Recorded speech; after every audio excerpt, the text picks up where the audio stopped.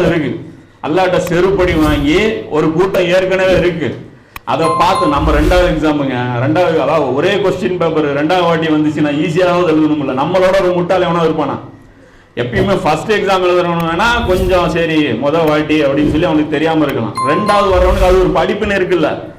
குரான்ல அதை பத்தி டீட்டெயிலா சொல்றான். நமக்கு முன்னாடி அடி வாங்கினவங்க யாரு? குரான்ல அல்லாஹ் சொல்றாங்க, பனி இஸ்ராயீல்கள், யூதர்கள், கிறிஸ்தவர்கள். இவங்க ரெண்டு பேருமே என்ன பண்றான்? செம்மையான அடி வாங்கினாங்க. அல்லாஹ் என்ன பண்ணா, இவர்கள் மீது வறுமையும் இழிவும் சாத்தப்பட்டு விட்டது. ஒரு நாளைக்கு 2 வாட்டி நம்ம சாபம் மட்டும் கொடுக்குறோம். 2 வாட்டியா 17 வாட்டி சாபம் கொடுக்குறோம்.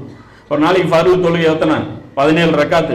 5 நேரம் தொழுதோம்னா 17 ரக்காத்து வருது. 17 ரக்காத்துலயும் அல்லம் சூரா வரும்.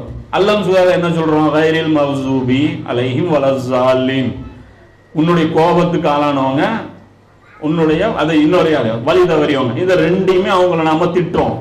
ஆனா படிப்பினை எடுக்க மாட்டேங்கிறோம். இங்கதான் விஷயம். என்ன நினைச்சிட்டு இருக்கிறோம்? நாங்க சிறந்த சமுதாயம், நாங்க அப்படிப்பட்ட சமுதாயம், நாங்க முகமதுடைய உம்மத்துல வந்திருக்கோம், நாங்க அல்லாஹ்வுடைய செல்ல பிள்ளைகள். இதைத்தான் அவங்க சொல்லிட்டு இருந்தாங்க. அதுதான் அல்லாஹ் குர்ஆன்ல சொல்றான், நாங்கள் அல்லாஹ்வின் பிள்ளைகள், நஹ்னு அப்னாவுக்கும், நாங்க அல்லாஹ்வுடைய செல்ல பிள்ளைங்கப்பா, மேலும் அவனது அன்பிற்குரியவர்கள் என்றெல்லாம் யூதர்களும் கிறிஸ்தவர்களும் கூறுகின்றார்கள்.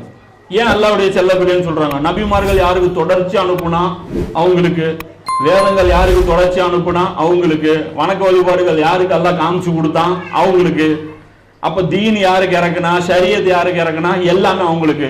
ஒரு வணக்க வழிபாட்டு தலம் காவா யாருக்கு ஏற்படுத்தி கூட்டப்பட்டது அவங்களுக்கு. அவங்களுக்கு ஒரு காவா இருந்துச்சு இல்ல ஜெருசலம்ல, அவங்களுக்கு. இதெல்லாம் வச்சுக்கிட்டு பாருங்க, அல்லாஹ் எங்க மேல நியாமத்துகளாக இறக்கி இருக்கான், நாங்க அல்லாஹ்வுடைய செல்ல பிள்ளைகள். அப்ப அல்லாஹ் கேட்கிறான், அவர்களிடம் நீர் கேளும், அப்படி என்றால் உங்கள் பாவ செயல்களுக்காக அவன் ஏன் உங்களுக்கு தண்டனை அளிக்கிறான்? அப்ப உங்களுக்கு அடி விழுவுதே, அதுக்கு காரணம் என்ன பாவாங்கிறான்.